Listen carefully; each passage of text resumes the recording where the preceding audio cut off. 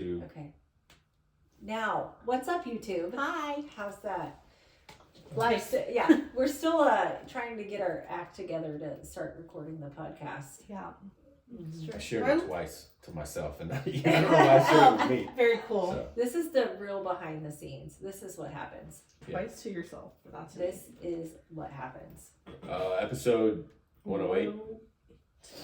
It's a lot. 108. We got 3 chapters, and one of them is long. This is the longest chapter that we think we've read. Yeah, Etienne, I need you to keep us on a time schedule here. Okay, what time are we getting up? Because we're not talking for like 4 hours. I think like 50. We had it. Last week was short. Okay, You don't even listen to the podcast. I don't. Guys, anyways. All right.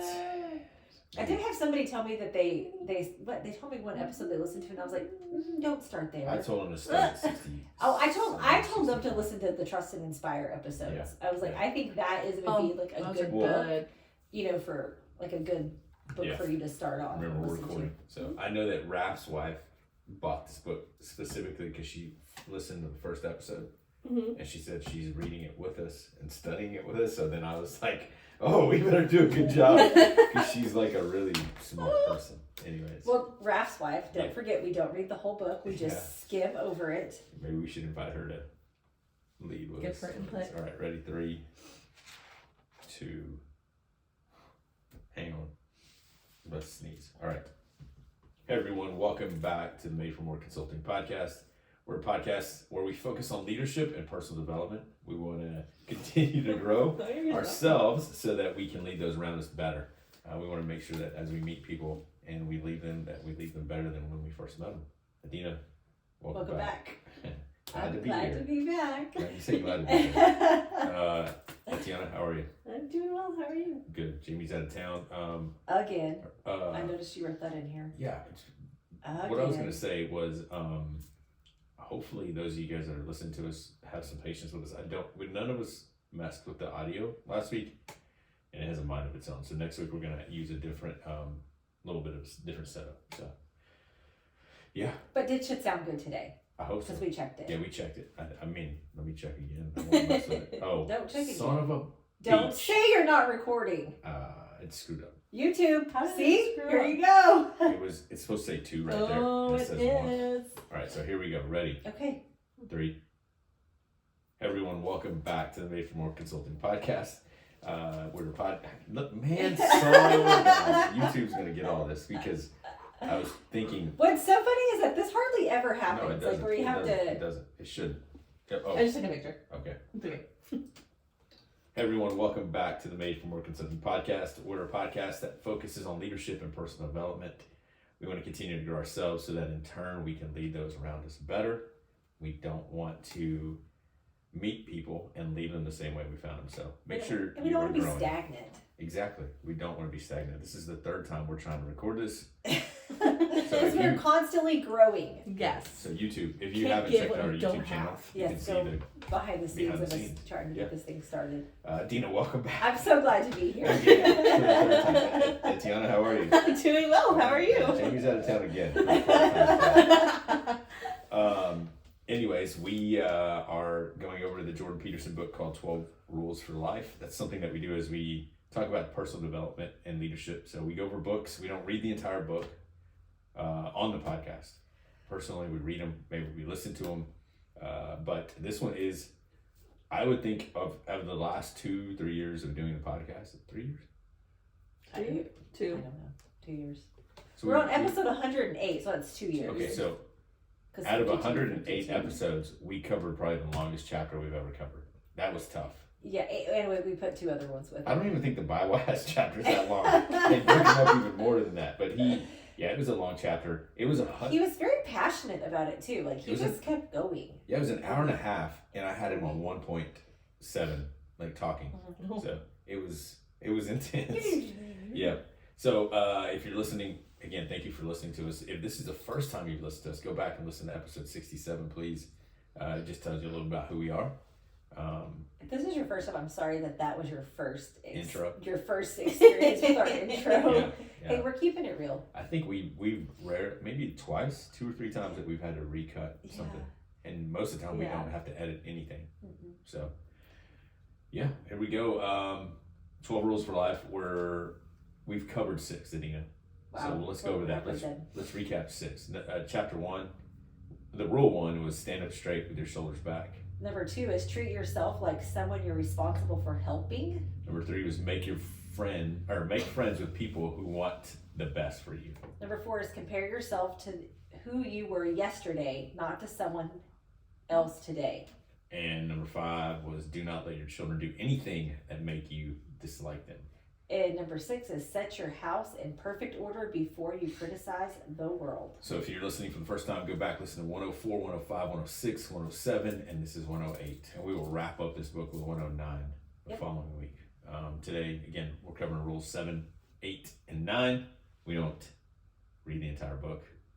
And we say that at the beginning, I think, of every single, a podcast, but I think these 3 chapters specifically, I think we're covering less information in these 3 chapters than even we typically do, because there was so much. I think if someone's reading this book with us, they are probably going, man, y'all missed so much. Yes, we did. Yes. We don't want to be here for 2 hours, 3 hours covering these chapters. So I would say, like we say every time, go buy this book. Yes, for sure. So rule number 7 says pursue what is meaningful, not what is expedient. Yes. Easiest way to put that is pay now or play later. And my favorite is discipline equals freedom, meaning get things done now so that you don't have to do them later. Mm-hmm. I think the part that we'll all connect with is he talks about the culture. He begins telling us about the fact that the U.S. especially wants quick gratification. We want something right now. We have fast food restaurants on every corner. We don't want to work. We want to find the shortest way to not even a goal. We just want to find the shortest way to what we want. The way he puts, as far as doing work, he says work equals sacrifice now to gain later. So learning what sacrifice means, learning to delay self-gratification for the future. And what I thought about what he was saying, Adina, early on, is he says, because life has suffering and it sucks at times, our culture tells us to go do what's best for ourselves, even when there's bad things happening, to pursue what you want, no one else, and to pursue self-gratification. And on the flip side, he's saying, even when you're suffering, even when you're doing work, don't do it for yourself. So just a couple questions I want us to go over. Let's go. So when you talk about personal development and leadership, why do you believe some of us have a difficult time saying no to gratification now instead of saving for later or focusing on the bigger picture? Well, I think that part of that is even our culture is so attuned to just getting, making it easy. I think about all the life hacks. Mm-hmm. It's all about how you can make something happen faster and get what you want faster. And even, some of the books that we've read about, you get the serotonin hit, mm-hmm. And so how you can use that to be successful.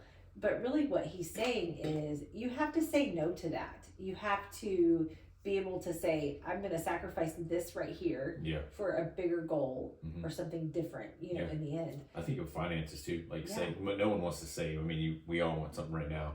But I also think about the fact that, let's say we're in an organization, the 3 of us today, and we have a problem. We have to fix that issue now. I think at some point we have to sit down, fairly sooner rather than later, to go, okay, so this doesn't happen again. Let's think about, again, the future, the freedom that we want later. So let's come up with a new system of solutions so that this doesn't continue to happen. Well, and like we said, if you don't know your why, and it's so hard to hold on to that when you don't see something happening in the bigger picture, financially, if you're saving for something, you're waiting and that thing hasn't happened. Yeah. And so it's hard. If you don't have a big why behind it, it's easy to give up in the in-between. Yeah, I wish I would have, that pay now, play later was around for a while, but I wish I would have learned, I guess, what it meant more when I was younger. You paid off your car. You bought it cash, right? You bought it cash. And you were how old? We've said this before. 19. 19? That's crazy. I wish I would have known that. And I know life experiences play into the way you were raised and play into the way you respond to things.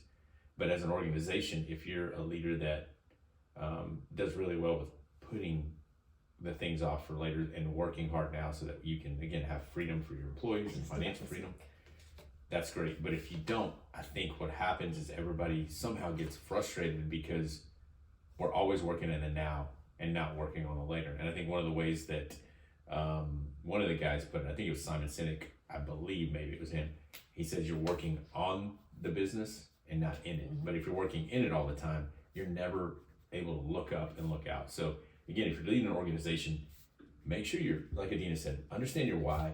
Does your team understand your why? And if they don't, it could lead to frustration. So the second question I had was, I mean, he talks about suffering. We're all going to suffer. He even relates it back to suffering of Christ. It's crazy how he always ties things back to Christianity and the fall of man. But he talks about what real suffering is. And he says, or my question was, when life gets difficult, why is it difficult to help others in that time, even when we know it's going to come back to us in the same form? Like if you help people when you're down and out, it'll come back. Well, I think, but you're not thinking about like what's going to happen, how it's going to come back to you. Mm-hmm. You know, when you're in a bad place or things aren't going well, it takes a lot of bandwidth just, you know, internally. And we don't, it's so hard to like move beyond yourself and say, you know, all this going on, I need to go. It feels so overwhelming. Yeah. Like now I'm going to go and help somebody else or, you know, kind of do this next thing. When we've learned that really is what you should do. Yeah. You know, it is what kind of helps get with the feelings and the overwhelmness and the bandwidth, but it's not what comes natural. It comes natural to focus on yourself.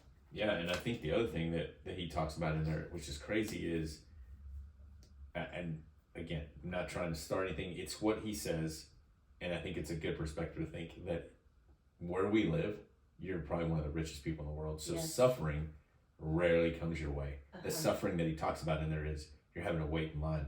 The red light turns, or the green light turns red right before you try to leave, and you get upset. Spot I want. Exactly, and so he's trying to tell you, take a step back and realize that you're really not suffering. So find something else to do for someone else. But if you, and again, tragedy strikes our families and stuff like that. That's when I go, okay, the little things that you do for other people in those moments that really aren't suffering is going to come back to you and people are going to help you. But if you're always looking to self-gratify yourself and not help anyone else, I typically see that sometimes that's when I'm the loneliest because I'm selfish, right? And I'm not caring about other people. Yeah, self-centered, for sure. I believe self-gratification of now can become like a drug. He talks a little bit about addiction. I want it now. The monkey example. Was that where you put the hand in the cage? So first they put a jar of like fruit or whatever, and they'll stick their hand in there and they keep grabbing it. But he said then you put a trap where they stick their hand in there and they grab it and they can't pull it out. Yeah. They won't, and all they have to do is let go of the let's say the banana, and they'll be able to pull their hand out. But they're so selfish that they don't want to lose it because of what everybody else wants, and all the other monkeys are going to see them, and they don't want to let go of the fruit. But they'll so they're going to be tied down to something because they're not willing to release control, and they're basically going to lose their hand. Exactly. Yeah. Yeah, but they're willing to go through suffering because of something that they want. Yes. And really, you don't need it. It's crazy. Yes. But that's what you get so focused on, that instant gratification. One of the things, I can't remember who says it. I'm sure it's some philosopher. I think, therefore I am. Or people don't hate on me. I know I've used that before, but I think, therefore I am.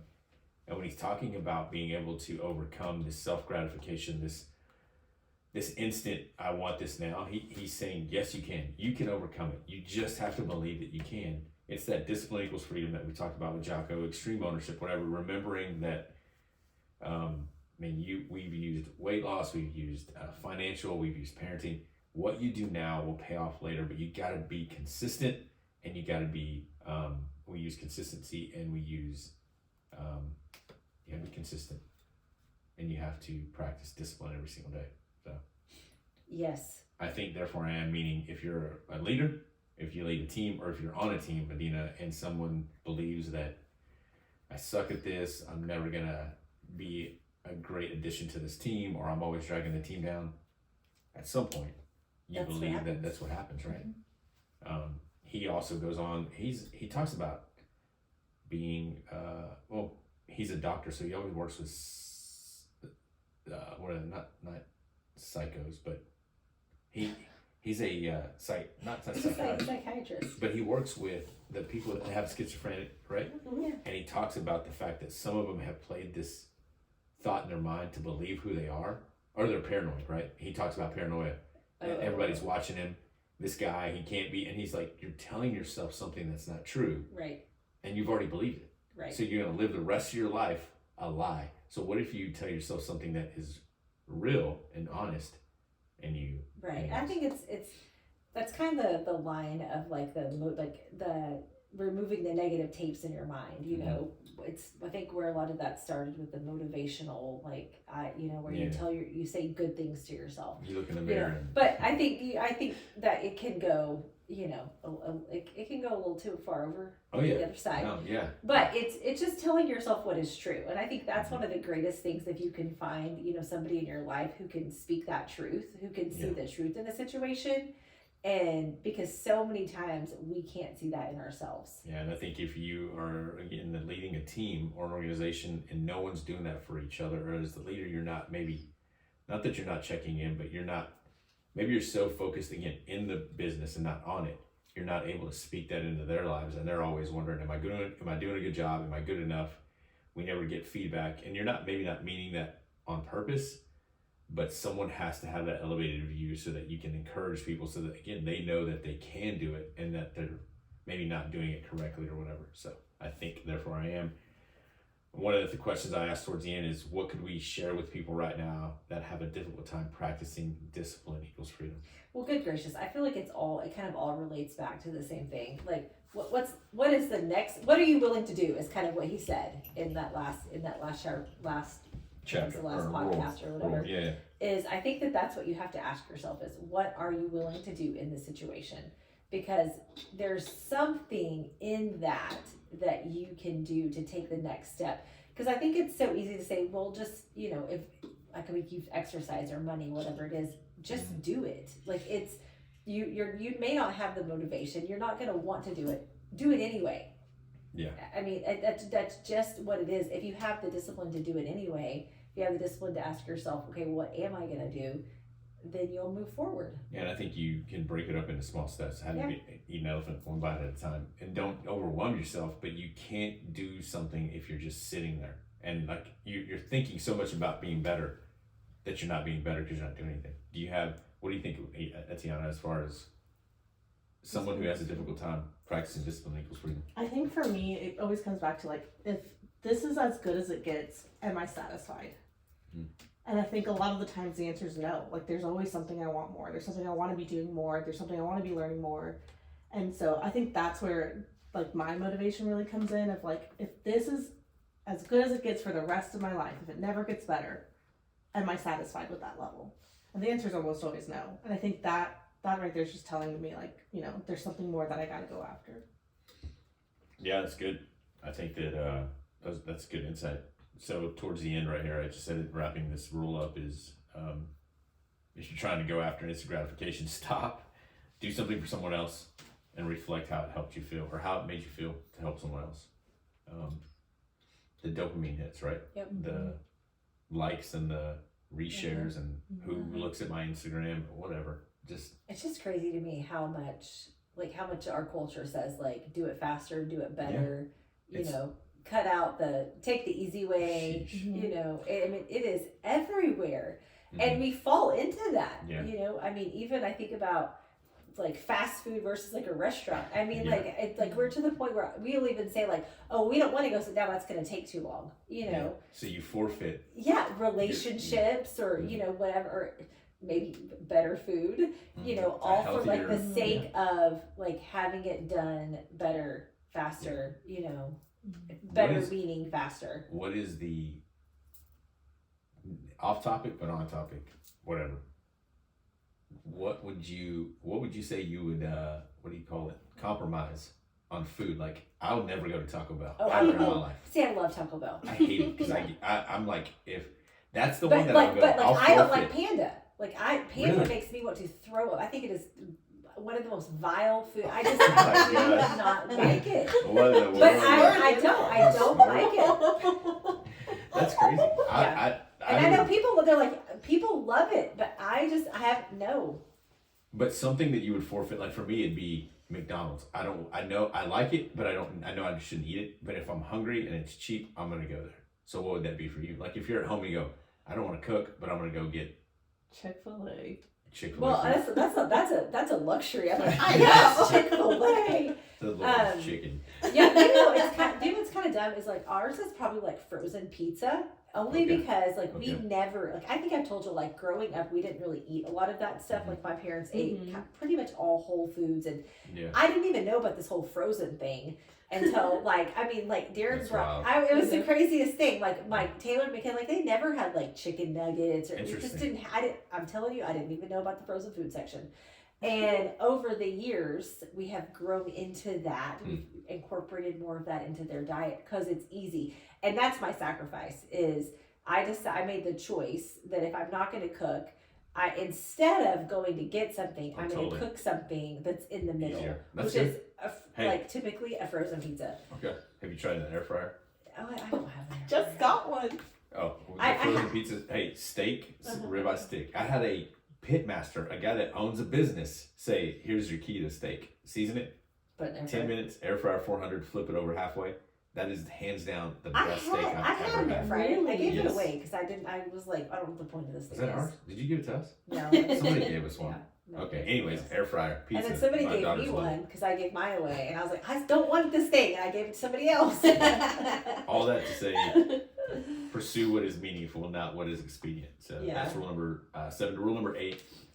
Tell the truth, or at least don't lie. This was crazy because I've been in situations where, like he said, there are a group of new students and there's these schizophrenic patients, and one of them comes up to him and says, what are y'all doing here? I want to join y'all.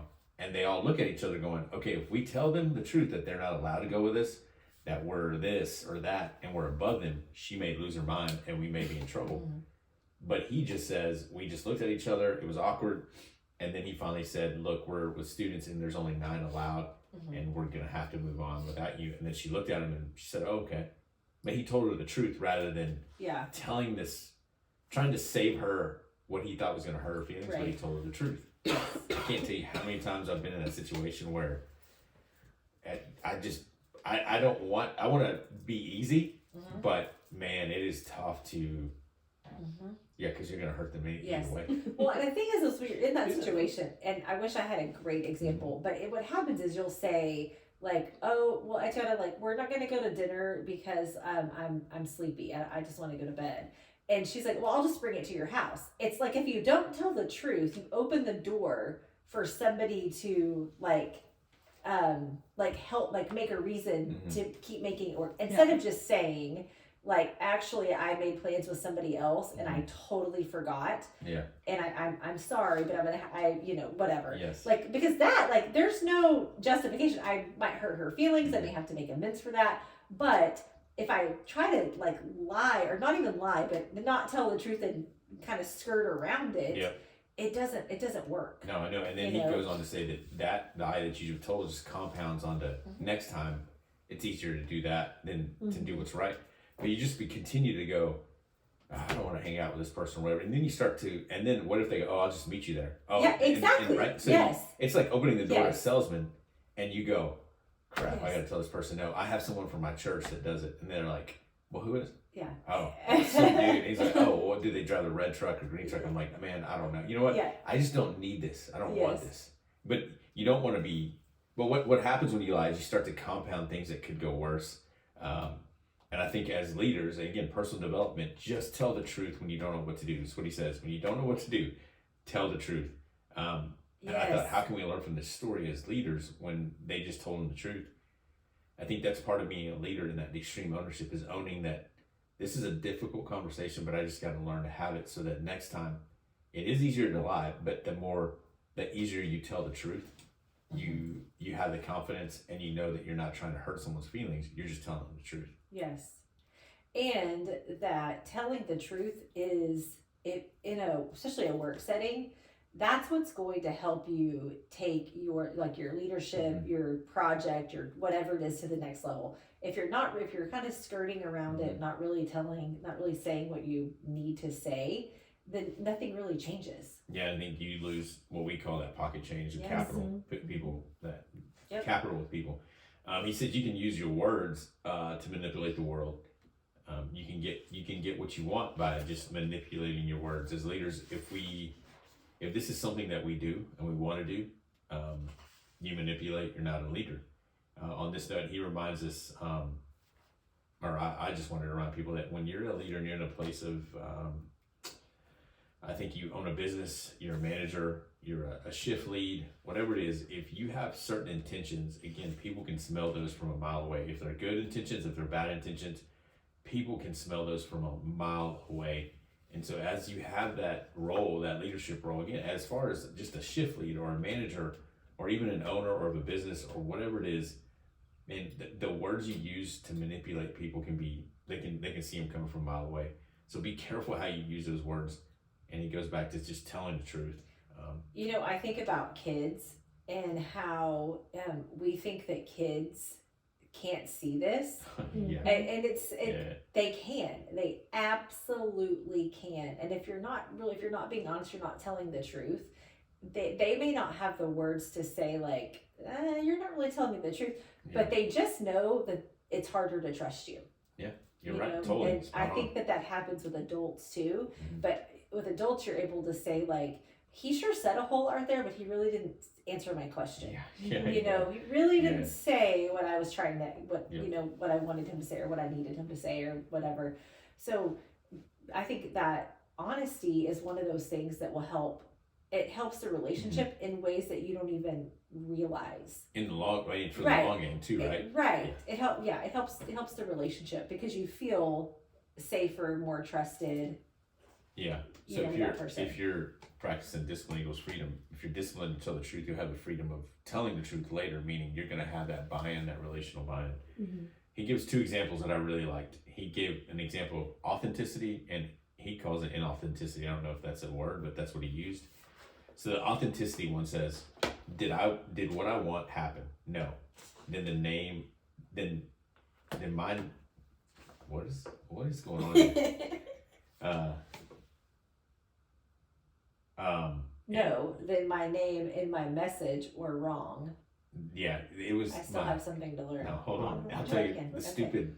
What is it? The voice when I was driving down Mopac. I'm trying to. So, anyways, inauthenticity or authenticity is this: did what I want happen? No. Then you go, okay. Then something was wrong in the way I approached it, in my system, and so I still have something to learn. That's authenticity. It didn't go the way I wanted, so I have something to learn. Inauthenticity, what he says is, did what I want happen? No. Then here's what he says. Then we start to say the world is unfair. People are jealous and just are stupid and don't understand me. It's their fault, and it's always the fault of someone else or something else. Mm-hmm. Meaning, when you tell the truth, you tell the truth to yourself, and that's the most important thing because you won't learn from yourself lying all the time to yourself. Yeah, well, somewhere in there though he talks about too is like whenever how when you start lying, it starts manipulating like your version of reality. Oh yeah, and that's what's crazy, right? You believe it. Yeah, well, yeah, it's like because you're only seeing like that section of it. Like I think about when somebody is not telling the whole truth or trying to. You only see that little section of it, and you get so focused on what you're trying to portray or what you're trying to make somebody believe that you actually forget about like what's really happening because you're so focused on like covering it up. Yeah, but then when you cover that up, and let's say you succeed, then guess what? The next that you're still having to cover up more and more things. For sure. Yeah. For sure. And I love. I don't share many verses on here, but one of my favorite verses, just because of Made for More and some of the things that we've talked about on here, is what it's. He shares it in Mark 8:36. What good is it for someone to gain the whole world yet forfeit their soul? Meaning internally, once you begin to forfeit the truth to yourself, then you forget, like you said earlier, you forget who you are, you forget all the other things that are going on, and you just forfeit your soul for whatever it is that you're wanting to lie about. So he says lies warp the structure of being, Untruth corrupts the soul and the state alike, and no form of corruption feeds the other. So I thought it was, again, interesting that he talked about, when I read his rules, I think, oh, he's going to talk about lying to other people. He's more so zoning in on, don't lie to yourself, because it's easier to lie to other people than, Right. and then you're just someone who doesn't tell the truth, and you don't even know who you are then, and you And it's, forfeited I mean, your soul. he said in the beginning how lies compound. Well, that's what happens inside, you know, is that it just keeps going. And the easier it is, I'll even go into like the way that your brain works, you know, that once you start, the easier it is. You do get a reward for that, for telling that lie or not telling the full truth. Yep. You do get a chemical reward for that. Yeah. And so it's super easy to then do that again. Continue to do it again, right? And again and again. It's like social media. Like, you might be sad, but you put a filter on, you smile, and then you get 1,000 likes, and you're like, oh, it's fake. But I got rewarded for that, right? And I think one of the things, Adina, that we can tie back to leadership real quick, and family, and just personal development. And he talks about the fact that if you're building a structure, like a home, internally, like as in you're building your team, you're building a family. If there's not trust there, if there's not mutual agreements, when the earthquake comes, everything's going to fall. Meaning there's going to be disaster strike on your teams. And I'm not saying disaster like in bad. I'm saying maybe the market goes down and you're having to maybe think about laying people off. Well, if there's no trust and you're the leader, man, people are going to start backstabbing. They're going to start maybe stepping over people to go, keep me, keep me, keep me. And you know there's going to be bad things happen. But when you have that mutual trust and you have agreements and you keep the why out front, when things happen, people pull together to go, hey, I'll take a pay cut, or hey, I'll go find whatever, so that we can all make ends meet and work together. He says any small hiccup in the system or organization can be chaos because mistrust or lack of it. So I think the reason we talk about not lying to yourself and having trust for other people, not lying to them, is that when bad things happen, you need those people around you that you can trust because you are honest with them and they step in to help you. He has so many good things. He says, like, deceitfulness will lead us to be prideful and arrogant, and in that we begin to make choices like the Nazis. Like he the just Russians. goes like straight, like, and no, he you're does. deceitful, you're a Nazi. I mean, Yeah, just he does, like, 'cause what he says. king. When, and it's funny because people that aren't reading it, he ties it all the way back to sin and back to the Adam and Eve, where he goes, if it all came from that, then that means the minute that you make that choice to lie to yourself or to other people, you have become just like Hitler, because he lied. And he's saying that's how important a lie is, that you begin to believe it, even if it's a small white lie, because they begin to add up. Well, and I was thinking about even lying about or not being honest about your feelings, you know, like, it's so interesting. I have this is like a total, like, small example, but one of my kids asked me if they could go to somebody's house. I said no. They said, why not? I said they were sick. And she said, well, fine, I didn't want to go anyway. Yes, you did. And instead of saying, like, I'm disappointed, or like actually, like, you know, feeling your feeling, having a feeling, talking about it, whatever, fine, I didn't want to go anyway. Okay, well, that's not helpful, you know, and it's not helpful for you, because what you've done now is you've covered that up. You know, you've been internally, you've been deceitful. Yeah. You know, and it, like, if I wasn't such an in-tune parent, I think, well, the next time you ask me to go, do you really not want to go? Because it's way easier for me just to say no and not have to take you. Yeah, you should have called her Hitler. Yeah. No, just kidding. Just totally kidding. That's horrible. I think that we have to be careful as if we're leading people, again, at a small scale or a large scale. The minute that he also talks about the minute that you make a choice that you know is going to go against, that it's pretty much a lie or you're being deceitful. The minute that you do that, it begins to unravel things, the trust. And you got to remember, as a leader and as an organization, or even just trying to get better with maybe a small group of people, that those choices that you make to maybe skirt around something or manipulate something will always end in the fact that you're just crumbling the foundation that you're trying to build.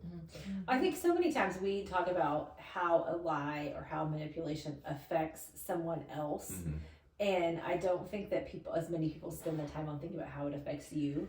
And that's what he does. And that's crazy because Yeah. I thought, again, I read the rule and I'm thinking, man, this is about lying to others. And then Right. you start to figure out, oh my gosh, Right. that's what I do when I lie to someone.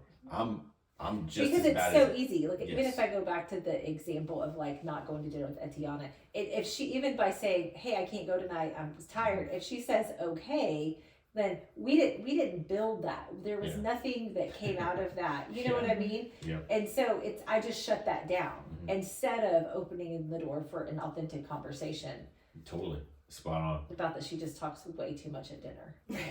Or That's whatever. She smacks her food. Yeah. That's not true. And then put- she's like, let the record show, I do Yeah, not she smack doesn't. my food. Uh-huh. Etiana's a great eater and a great dinner. When we lie to ourselves, we bend everything to revolve around us. Then we blame others and the outside circumstances for our own choices. And I think that's one of the things that Dina and I were talking right before we started was that he's pretty, what do you call it? He is, everybody, when we started doing this book, people were asking why are he controversial? I don't think, if you don't know But- about him, he is a very controversial author. Because he'll tell you the truth, right? And Mm-hmm. when he says, are you upset because your choices put you where you are? Or are you upset and blaming the world because you don't want to face Are the you fact upset that because somebody's calling you out? Yeah, exactly. Mm-hmm. So don't lie to yourself. Rule number 8 again Yes, don't was lie to yourself. You know, I tell think the truth, or at least don't. the other thing I thought I had about this is that like in the recovery world, Mhm. that is one thing they say is like you Yeah. you tell God, but you tell one other person. Yeah, that's Because good. you have to have you have to be honest with yourself Mhm. and saying it out loud to someone. That's what helps you with that filter Yeah. of like, am I being 100% completely honest? Yeah. Because that's where the healing comes in. Mhm. And if you take that times, let's say you have a staff of 30 people and it's not at that level, then the mistrust on the staff is not going to go well. I mean, and I'm trying to think of people that are listening that go, hey, how can I bring my staff together? Well, if there's a mistrust at 2 people and someone's not sharing that, or they're sharing it in the wrong setting, I think that can break the foundation of what you're trying to build. And you're always going to be cleaning that up because I would think that the culture is just not right. So it all goes back to, man, telling the truth and taking extreme ownership. And I quickly go back to what I remember when we first started practicing extreme ownership. It sucked. I was Etiana's supervisor and 2 other college student supervisors, and it was weird because it would get awkwardly quiet when they would have to take ownership because it was on them. And maybe outside circumstances helped it, but whenever we would call it to the table and go, why didn't this get done? They had to say it. And there was sometimes that a couple others wouldn't, and it was just awkward because we were like, I'm like listening to, it's like manipulation. I can see it from a mile away. I can see the intentions. When they're not taking ownership, I'm going, now you're just in circles, and I'm going, man, I hate this for you. Just say you just didn't do it.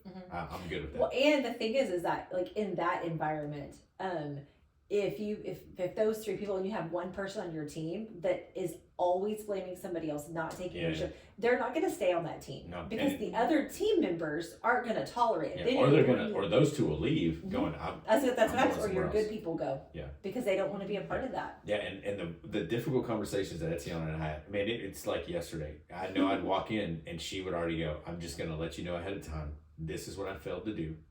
And whether she got emotional or not, I knew that she's going to tell me the truth. Where versus a couple other people, I'm like, bro, is that really what happened? Or you're like, okay, or if you have to go to them and say, Yeah. okay, Yeah. what about this, and this? And that's a good thing for leaders right now listening. Create a culture where people are able to come to you and you're able to go to them. It's expected. Yeah. And as a leader, though, it's also hard for me to go and tell someone, hey, I made a mistake. No, create the environment where you go, it's mutual. Yeah. Well, and I think too, along that same line is that like, you'll know if you're doing it. Like the other day I had somebody text me and they were like, hey, I forgot to let you know I got this taken care of. Yeah. And I was like, thank you. Because it showed me, one, that because they easily could have said, it's taken care of, check, you know. But instead they backed up and they were like, I forgot to let you know as soon as it was taken care of. Because they knew it was something I was concerned about. So I was like, that's a middle ground, but Yep. you have to put that expectation on your team if that's what you expect. And we're going down this whole rabbit trail of just telling the truth, because truth creates trust Yes. creates communication. So if there's some of those are missing, then you got to go back to go, what we're not standing on stable ground because something's going on. Yes, and don't blame somebody else when you Please don't don't. get something All right. done. Rule number 9. And look at, you can tell that I was driving. Oh my gosh. Well, I'm driving sometimes and I'm trying to voice text. So assume the person you're listening to knows something you don't. There's so many times in here that he just says, and I'm just quoting him, he goes, just shut the hell up. Well, Please. yeah, and I'm sure you're gonna talk about this, but he talks about like it's more than listening. Oh you yeah. know, and I love that because I mean I think over the years and lots of leadership books and like self-help books, it is a lot about how to listen to people, Mhm. and he dives into it in a little bit deeper and different way. Yeah, he says pay attention, and that's what he's saying is he's pay attention, because when you don't, it's just like intentions. He said that person can tell that you're just saying things to get out of that, and he says, but if you really listen, you pay attention, people most likely will tell you their problem and their answer, and you haven't said a word. You're just listening, but they can tell if you're intently listening. And then he talks about guys and girls where guys want to fix an issue. And for me, I've had to learn that with you guys. I think with you, I mean, just y'all two alone, when we worked together, I knew that she just wanted to vent and tell me something. And I'd go, do you want me to tell you what I would do? Yeah. Or she'd go, now how would you? And for you and I, when we'd have it out in the mornings and you'd just go off. And I'd go, and then I'd go, that's our relationship, because we're not trying to fix each other. Now my wife, there's times that I don't even let her finish a sentence, and she's like, "You're not even listening," and I'm like, Well, because I know what you're gonna say. Yeah, and it was nothing near what she was gonna say, but you're right. I love that he uses quote, "Don't be a movie played out of focus." He says that, don't be a movie. Don't let your life be a movie that's played out of focus. He's saying, listen, be intentional, and pay attention, because everything else will be out of focus if you're not paying attention to someone. Well, in Trust and Inspire, we kind of covered a little bit of this about how like listening is like people will tell you if you just stop and pay attention to what they are saying and not to how it affects you. Exactly. Or what you're gonna need to do. Because a lot of times, even if I'm listening, like especially at work, I'm thinking I'm listening, but in my mind I'm thinking, what do I need to do about this? Yeah. What do I need to do about this? And he's saying, don't do that. Yeah. come in with a clear mind. Yes. Because it's back to that whole perception of you're thinking that he's going to say something, but he's talking about it for you to go, someone's coming with information to you, whether it's a problem or just information. And when someone talks to you and you listen attentively, it is the way that the world goes round, because they're emptying their minds. They're getting things out to be able to get a handle on life. And so when you listen to him, he says listening is a listening person, someone who collaborates and is an opponent. They're able to listen, they're able to bounce things off of them. So when you're listening to a person, it's important because they're clearing their mind, and you're being that person, that soundboard. Yes. And I think that I'm really good at listening to people if it's about like an issue or relationally. Yeah. Like I feel like I can listen. I can usually read between the lines. I can ask. I can figure out like what you're really feeling, what you're really thinking. But when you put that on like a task level, I have a much harder time with it. Because it seems so much more like black and white. And so if you're telling me like why you didn't get something done, like I was saying, I'm thinking, okay, what am I going to do about this? How am I going to get you to get this done? Instead of being able to take another step back and think, okay, why didn't they get this done? What are they really trying to tell me in this situation? So it's that's something I learned through this, is that for me, I listen with two different sets of those skills. If it's task related or relational, I'm really good at it. Yeah. Task, I'm not as good. I'm still thinking, how are we going to get this done? But if you take your relational hat and put it on the task, yes, right. And that's what when I read this, I was like, oh, okay. Yeah. Like I need to. Yeah, and I think through the easiest example that we've talked about since the beginning of this podcast, so and so comes in late, and we jump all over that person. And you're going, did you not see that they were in a fight with their husband, and maybe they got a flat tire? But you are so focused on they need to be here on time. And but it still goes back to too, like it's even if if every other day they have a flat tire or with their whatever, exactly, for you to be able to have that conversation, I think that kind of ties in even the truth telling. exactly. Like being on time is one of the things we really value here.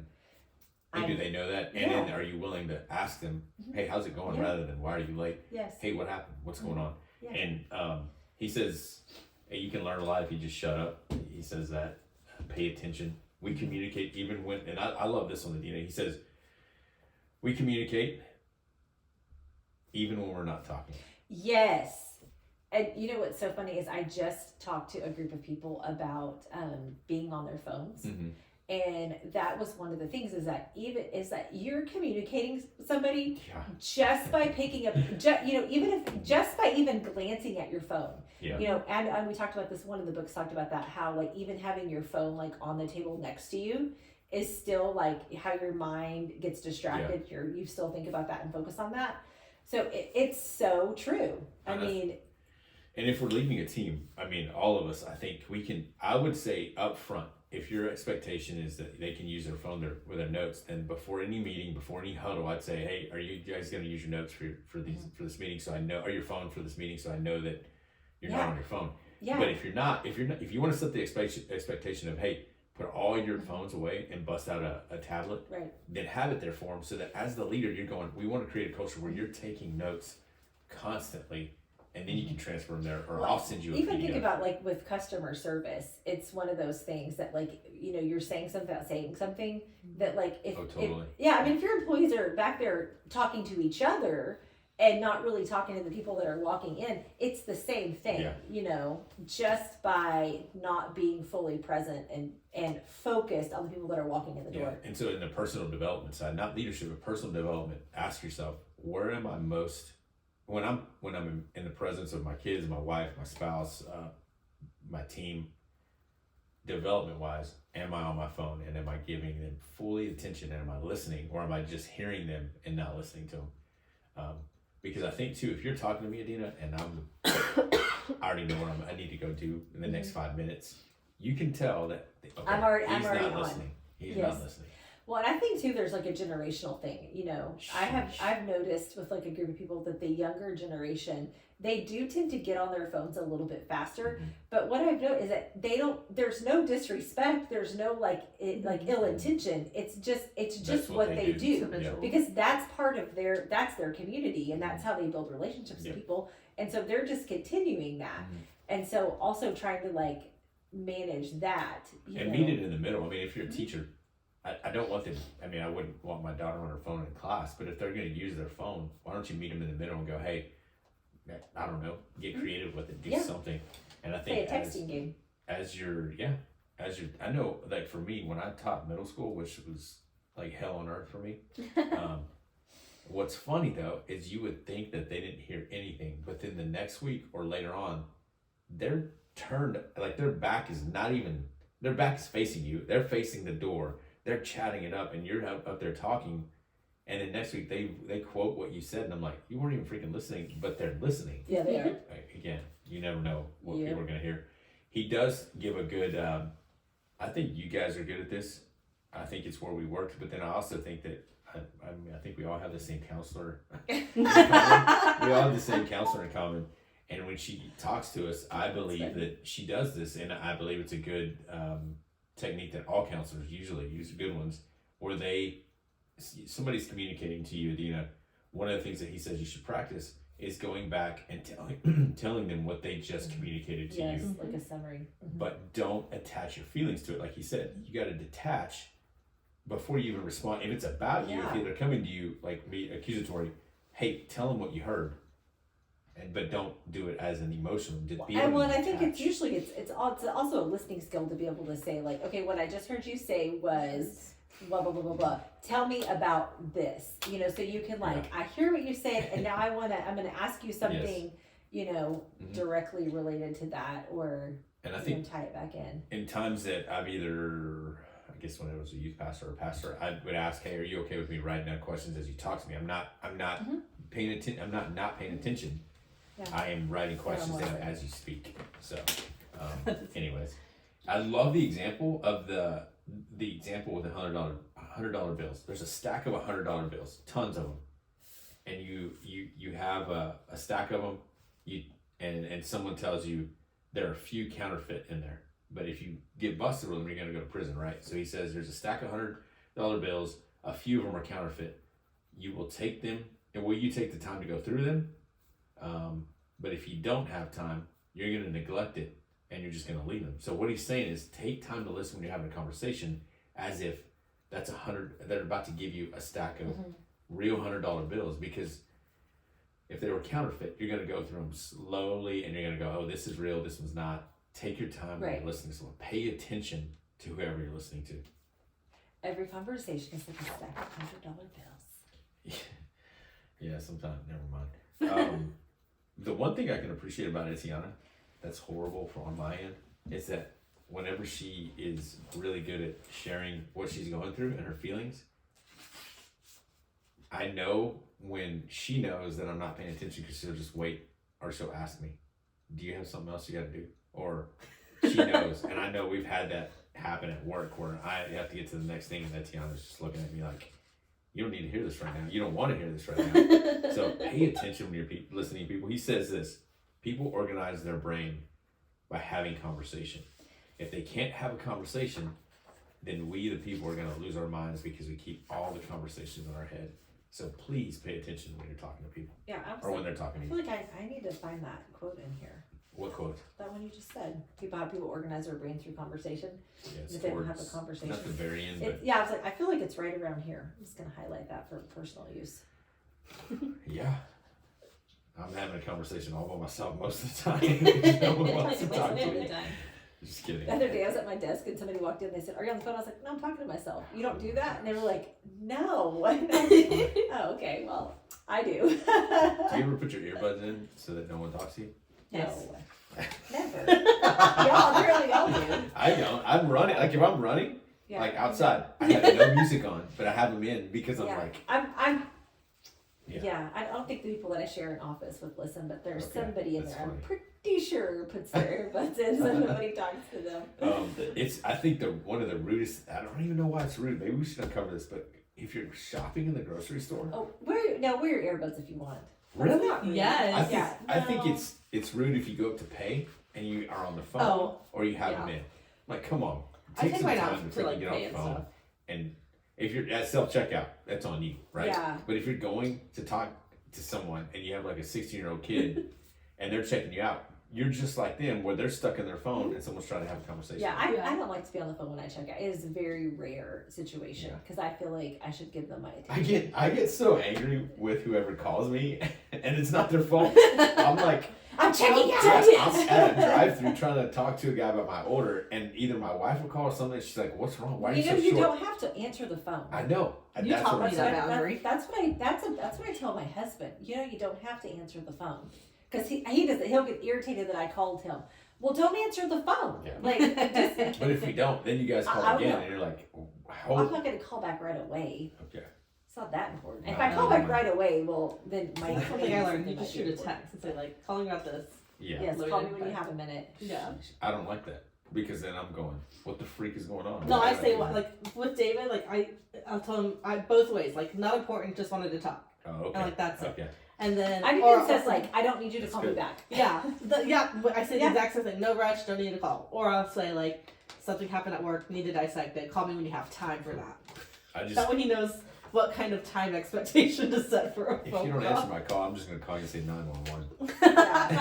Yeah, You do that. And then I'll be like, Emergency. never mind. Good risk. Just you're kidding. fine. We need to talk. So that's episode rules 7, 8, and 9. Just recapping real quick. Rule number 7: pursue what is meaningful, not what is expedient. Remember, take your time. Discipline equals freedom. Rule number 8: tell the truth, or at least don't lie, and that's to yourself. Rule number 9: assume the person you're listening to knows something you don't. Shut up and let them talk. But And they do know something that you don't know because Absolutely. it's their it's their version, their knowledge. I mean, it can be even if you're telling me something about a situation that I already know about, you're gonna have a different filter. So, real quick action steps. I don't know if they are. I mean, I don't know if they're going to help because we added some throughout what we were talking about. But number 1, What are you putting off for later that you can do today? Write it down, put it into small steps, and start today. Stop waiting. Number 2, consciously practice telling the truth all day today, even if it does not benefit you. Practice extreme ownership. Number 3. What are you lying to yourself about? What needs to change today? Write it down.